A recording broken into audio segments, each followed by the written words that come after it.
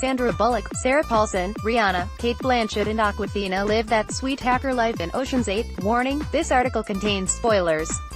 So many spoilers.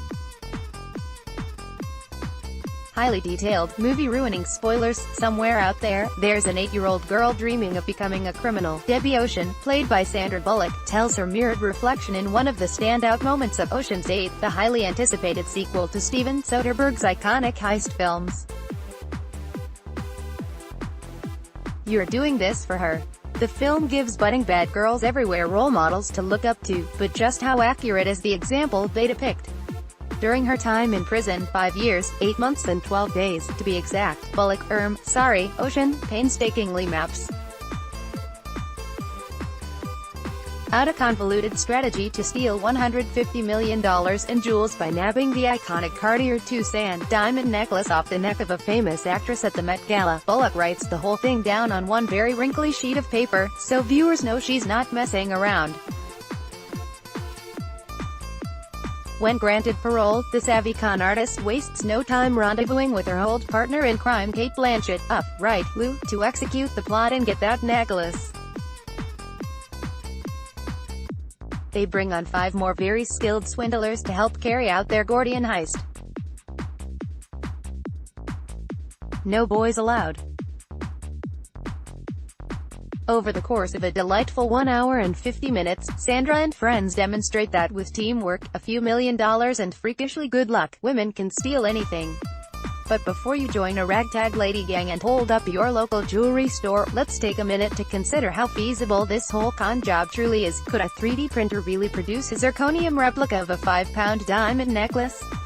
Would a Hollywood starlet actually take a random art dealer as her date to the Met Ball? We asked a random assortment of kinda sorta experts these probing questions, and much more, below. Here's a fact-checked rundown of the Ocean's 8 heist. Step 1. Get the look. How plausible. A lot of celebrities are crazy, so yeah, I think that could actually happen. The kickoff of the entire heist hinges on the look. Basically, Bullock decides she needs Anne Hathaway's character, a major Hollywood starlet and host of the year's uber-prestigious Met Gala, to wear the $150 million Cartier II diamond necklace, previously locked in a vault 50 feet underground, to the big celebrity fete at New York's most prestigious museum. So they can steal it, of course. To do that, Bullock recruits a designer to her team to convince Hathaway to don the big old jewels in the first place. Bullock lands on Helena Bonham Carter for the job, a washed-up 90s it designer who is millions of dollars in debt but is still somehow in the good graces of Anna Wintour. So here's how they convince Hathaway, who, again, is one of the hottest stars of the moment, to choose a random-ass designer for the big night. Bullock directs Bonham Carter to appear in public with Dakota Fanning, i.e. Hathaway's famous person nemesis, who plays no further role in this movie.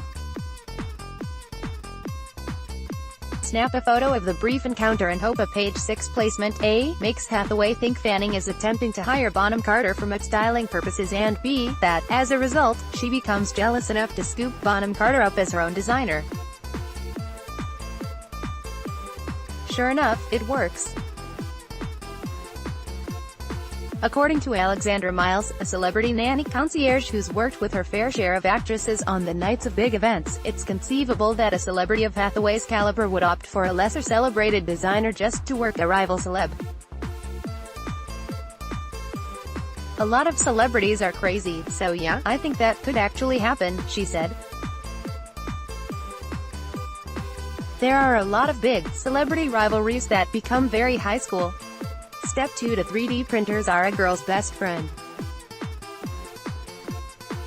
How plausible. We're probably not there yet. Sarah Paulson, aka the Heist team's fence, acquires a very fancy 3D printing machine that arrives with a pair of connected, high-tech glasses. The glasses can scan any object and upload their structure to the cloud, unless you attempt to use them while underground in a Cartier vault, as Bonham Carter learns. Due to the terrible internet service in vaults, of course, the glasses wearer just has to observe the object in question from a variety of angles until the glasses flash 100% inside the lens, letting Paulson know the deed is done.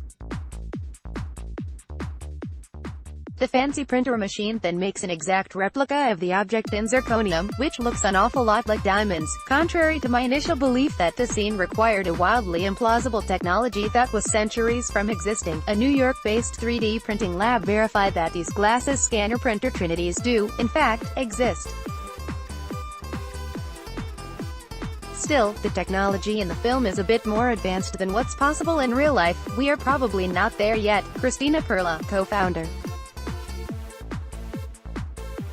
It might be feasible, but there are questions that need to be addressed.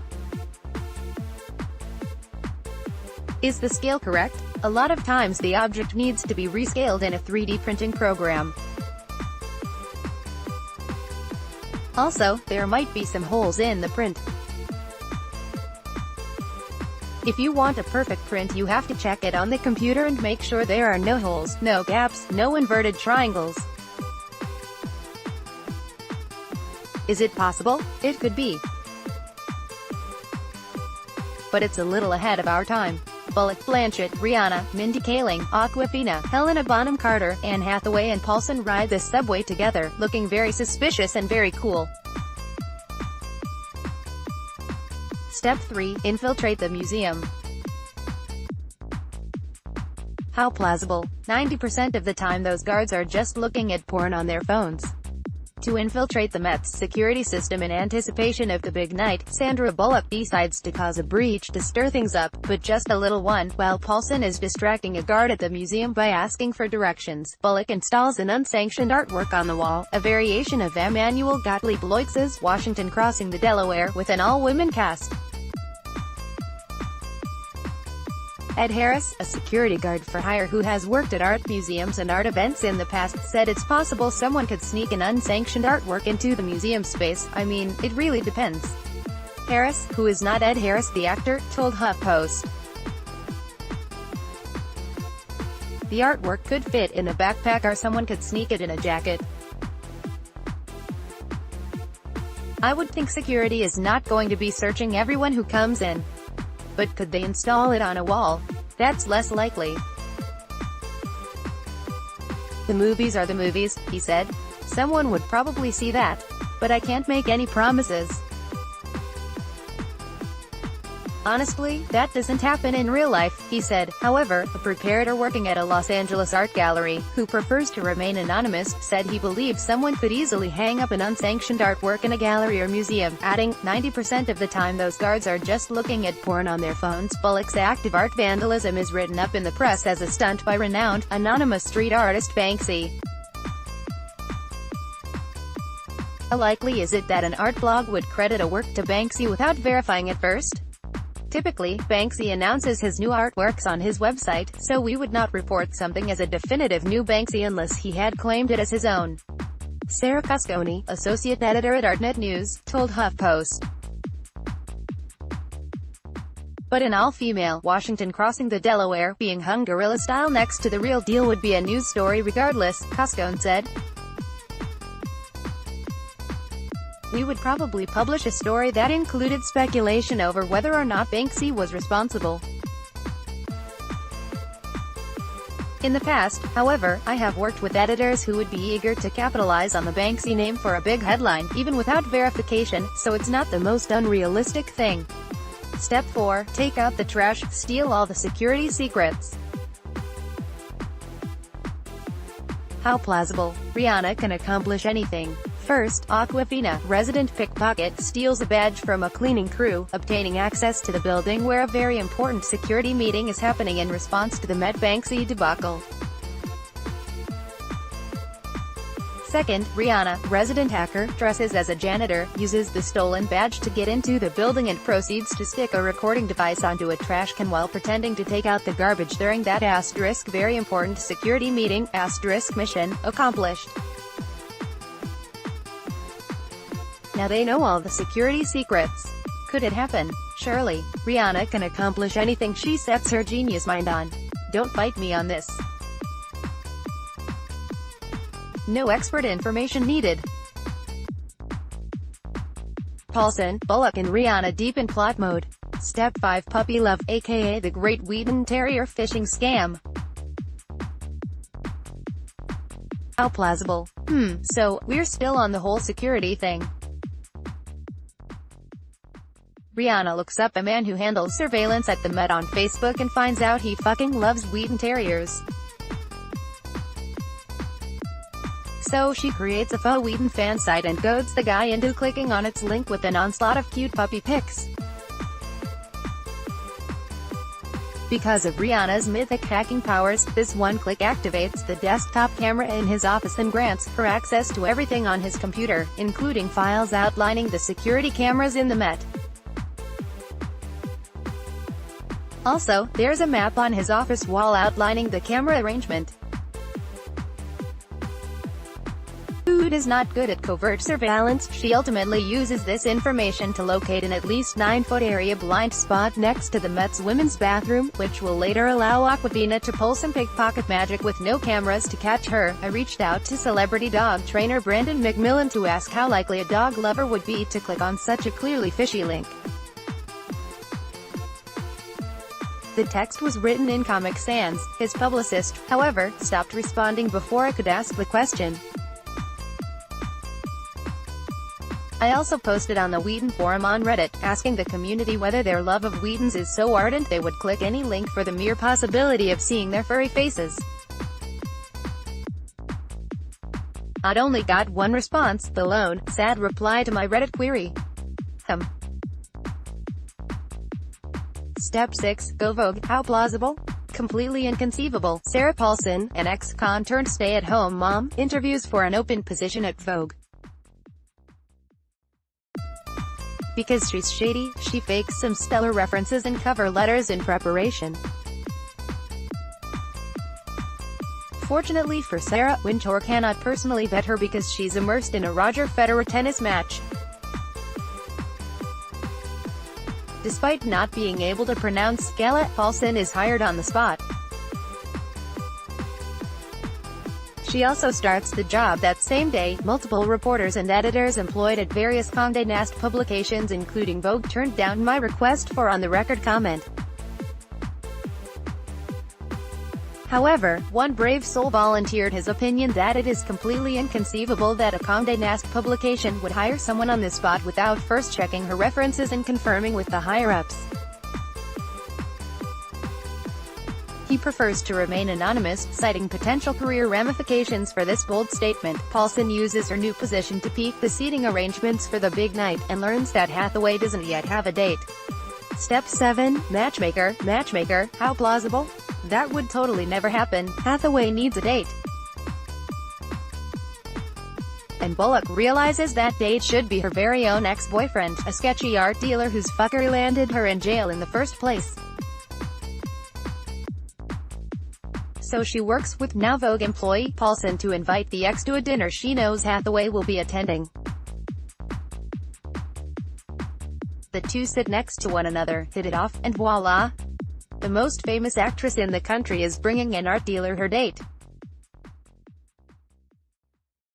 Celebrity nanny concierge Miles is dubious that a major actress would bring a lowly art dealer as her date to the gala. No offense, our dealers, that would totally never happen, she said. It is worth noting, however, that Jennifer Lawrence is rumored to be dating an art dealer, but there's an even more serious red flag here.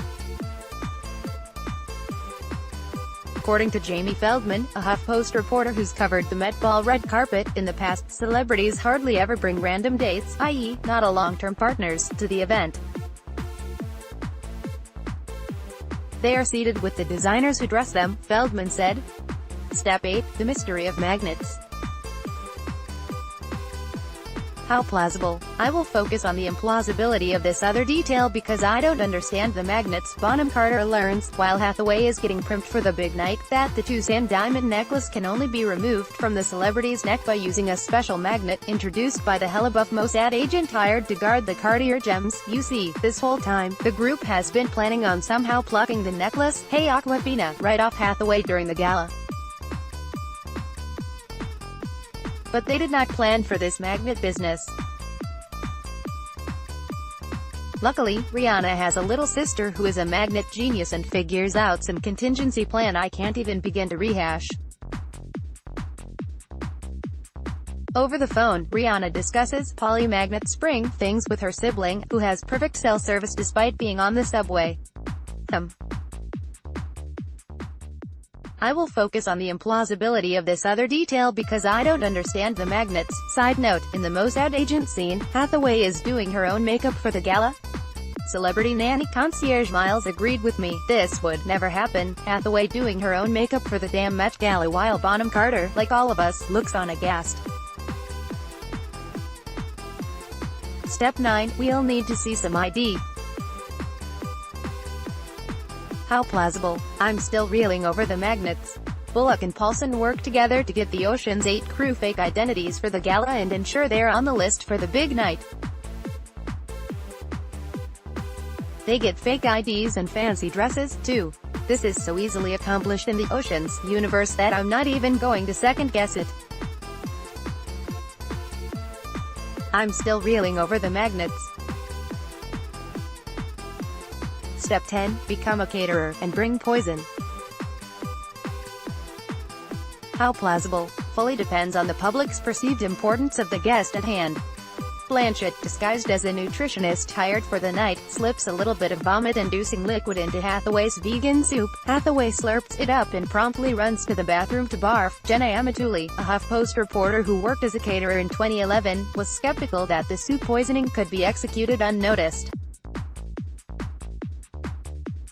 The mysterious substance in the soup would be hard to pull off without having someone on the inside who is complicit, she said. According to Sean Perry, a caterer with various elite catering companies throughout New York, the success of Blanchett's plan fully depends on the public's perceived importance of the guest at hand. He elaborated, would someone like me allow her ploy to affect someone so well-liked as Sir Elton John? Absolutely not, but if her attempted trickery targeted someone more loathsome, such as political luminaries, her actions would not only be purposefully unnoticed, but most likely encouraged. Bullock feeds Blanchett at Vasilka in New York. Going to mark this as feasible because you have to believe in something in this cruel world. Step 11. There's the rub. How plausible? I think it'd totally be possible to nick this. Okay, things are heating up. Awkwafina, dressed as a bathroom attendant, locks all the other stalls in the bathroom, so she has Hathaway in there alone. She then soothes the frantic vomitress by rubbing her neck, and demagnetizing the diamond necklace in the process. She pockets the jewels as poor Hathaway pukes her had guts out into the toilet. J.D. Dillard is the writer and director of Sleight, which, yes, is about sleight of hand. He also dabbles in the art himself. When asked about the plausibility of Awkwafina's big move, he replied, so my first thought is 5 pounds seems a little heavy, turns out that's the weight of my Nespresso machine. I think it'd totally be possible to nick this, but transporting it without it visibly weighing down your clothing is another thing. Luckily, Awkwafina doesn't hold on to the jewels for too long. Step 12. Dirty dishes. How plausible? It's a shit show when dinner is over. Awkwafina takes the necklace and, in the blind spot carefully mapped out by Bullock and Rihanna, drops it onto a busboy's cart wheeling dirty dishes into the kitchen. To reiterate, she just drops the diamonds, uncovered, amongst all the nasty dirty dishes and food bits. I think the necklace on a cart of dirty dishes could easily happen, Amatuli said. It's a shit show when dinner is over and the staff is pacing their clean off. Perry, however, offered a different interpretation. Because caterers often can barely afford a Metro card, let alone a meal, as he put it, he hypothesized that a diamond necklace would surely be noticed when a caterer or busboy snuck a taste of the fancy leftovers. The schemers, Shemin. Step 13. Break it down. How plausible? It's a long, detailed process that could probably not be executed in a bathroom.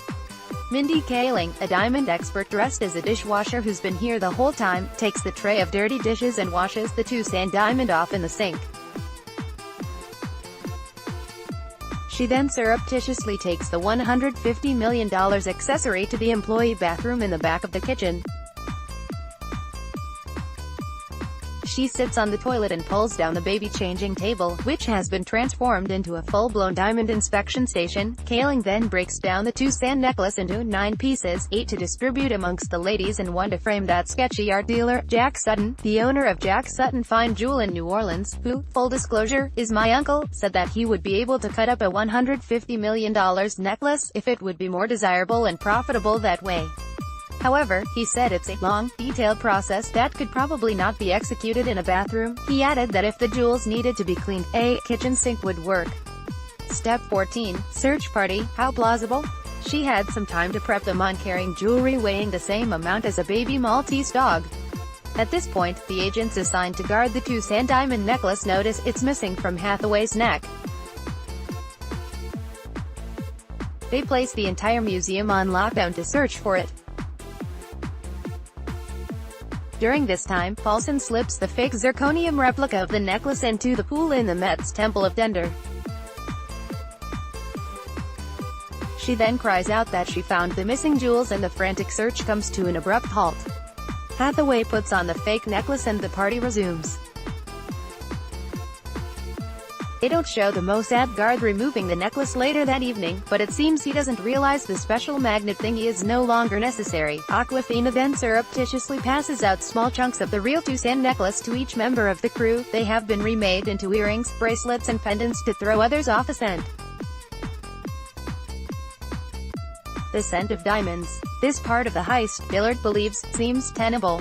If there's some system in place, I feel like she can easily pass pieces to the others on the team, he said. Hope being she had some time to prep them on carrying jewelry weighing the same amount as a baby Maltese dog. Tag yourself. I'm the Helena. Step 15. Fanning old flames.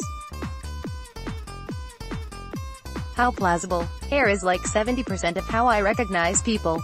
Bullock, also attending the gala but disguised in a blonde wig, waits for her ex-beau to come to the bar. She then knocks into him and slips a small string of diamonds into his jacket pocket, thus framing him for the whole thing. He gives a brief, "Wait, was that? No, couldn't be," glance and then resumes his partying. Claire Fallon, a HuffPost reporter and person who has run into exes in the past, says she too might not recognize a former lover if he had such a dramatic hair change. "The wig would honestly throw me off a lot," she said.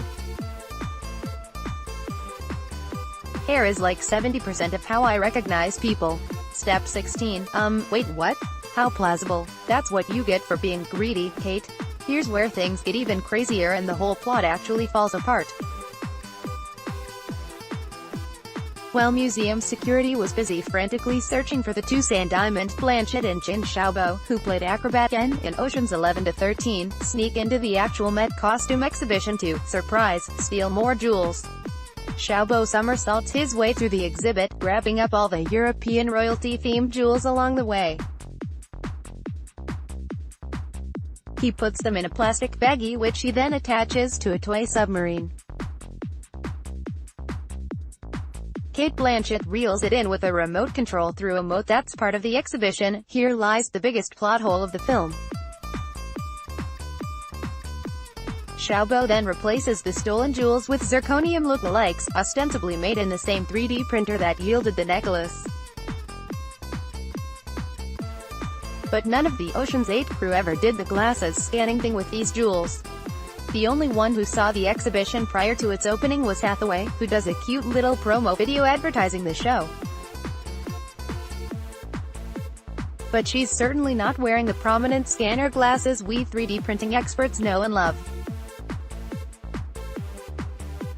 Maybe, I thought, the con artists somehow used Hathaway's promo video to make copies of the royal jewels. But Mikel Abs Perla confirmed that the 3D scanning glasses could not take stock of objects on film, rather, the actual goods must be scanned so the glasses can record their depth and size.